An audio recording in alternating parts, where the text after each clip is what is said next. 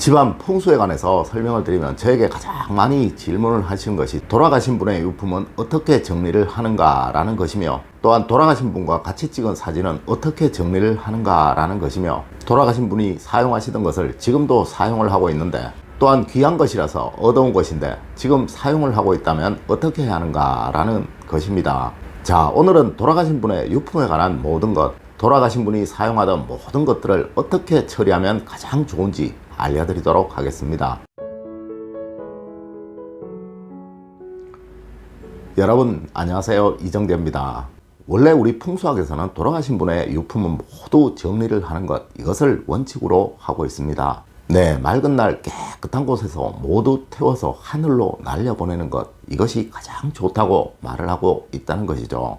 네, 하지만 현실적으로 이것이 어려운 경우가 많으며, 실제로 집안에서 사용하던 소파나 가구 등 이런 것들은 정리하기가 어려운 경우가 또 많으며, 또한 돌아가신 분과 추억이 묻은 것들은 망자와의 회상을 위해 버릴 수 없는 것들이 많은 것 사실입니다. 네, 저도 지갑 속에 돌아가신 어머니와 오래전에 찍었던 사진을 보관하고 있는 것 사실입니다.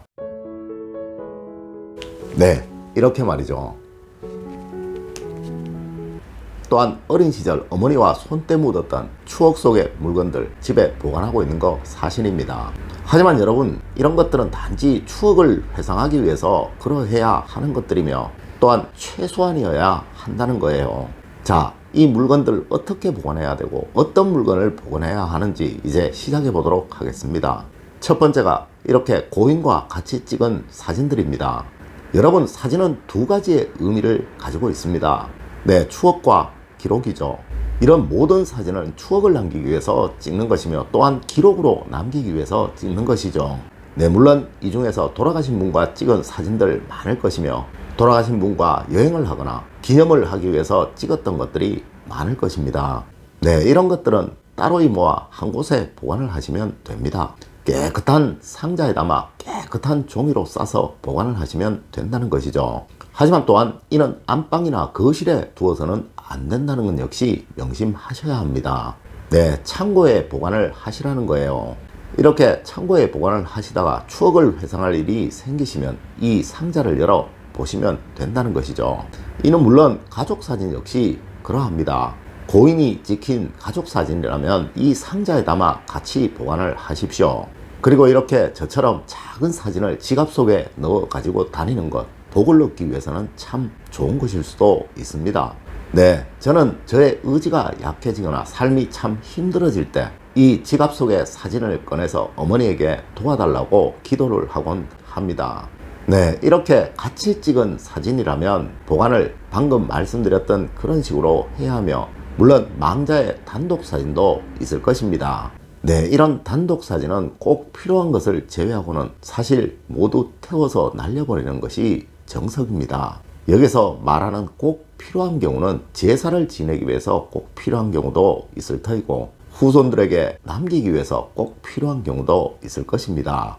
네, 이는 가능한 최소한으로 하시고요. 여분으로 몇 장 정도 남기시고요. 나머지는 모두 그분의 다른 세상에서의 편안함을 위해서 하늘로 태워 날려보내는 것이 좋다는 거예요.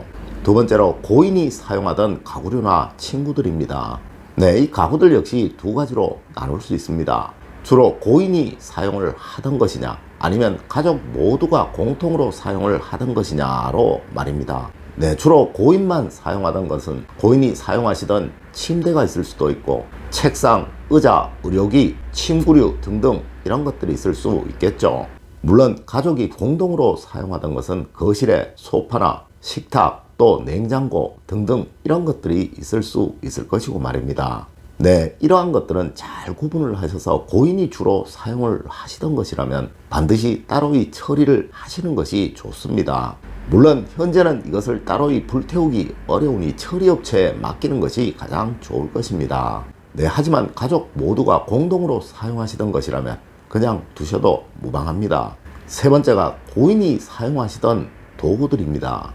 네, 이러한 것은 몇 가지 꼭 필요한 것을 제외하고는 모두 정리를 하시는 것이 좋고 또 원칙입니다.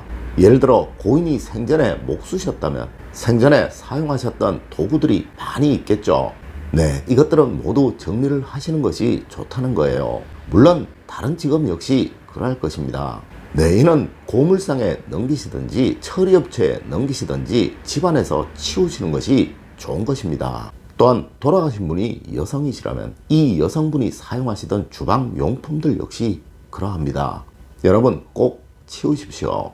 여러분, 돌아가신 분이 머물러야 하는 세상과 살아있는 사람이 살아가는 이 세상은 분명히 다른 곳입니다. 네, 이를 우리는 이승과 저승이라고 말을 하곤 하죠. 여러분, 이승과 저승이 이 사소한 물품 하나로 연결이 되어 있어서 좋을 것은 하나도 없다는 것입니다. 요즘 제가 한 번씩 TV에서 보는 고스트 닥터라는 프로그램이 이를 잘 표현하고 있던데요. 이 드라마에서 보면 코마 상태의 환자들의 영혼이 돌아다니다가 회복이 되고 정상인이 된다면 이 영혼 상태의 모든 것들을 기억하지 못한다고 표현을 하고 있죠. 네, 이걸 누가 쓰신 글인지 참 잘 쓰신 내용입니다. 네, 이렇게 돌아가신 분의 이승에서의 기억은 모두 지워드려야 하는 거예요. 여러분의 작은 욕심으로 인해서 그분의 이승에서의 잔상이 남아있도록 해서는 안 된다는 것이죠.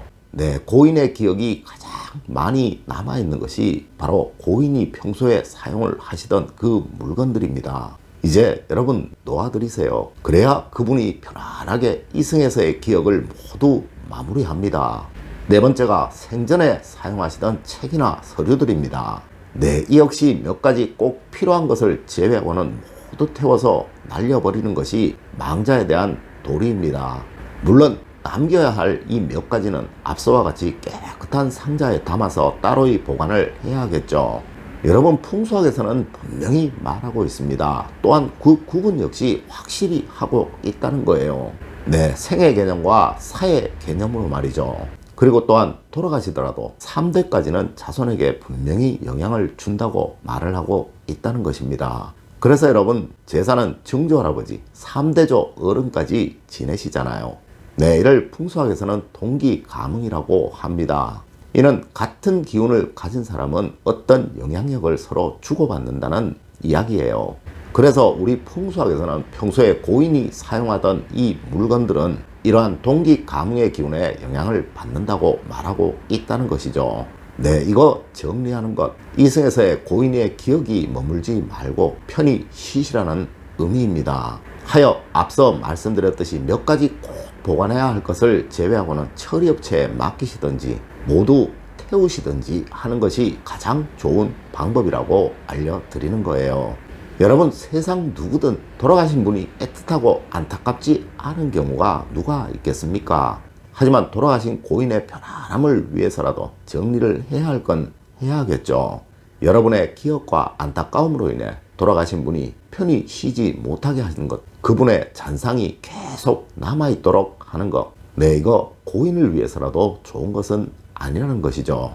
네, 이렇게 저와 같이 사진 한 장, 또 몇 가지의 물품 정도 보관하는 것, 돌아가신 분과의 추억을 위해서라도, 또 돌아가신 분의 은혜를 잊지 않겠다는 그 마음에서라도 너무나도 좋은 것일 것입니다. 하지만 너무 많은 것들, 또 앞서와 같은 것들은 반드시 정리를 하시는 것이 풍수적으로 좋은 것이라는 점 알려드리며 오늘의 이야기를 마칠까 합니다. 저는 늘 여러분 가정이 행복과 번영, 사랑만 가득하시기를 기원드리며 또 그러한 길로 인도해 드리도록 노력하겠습니다.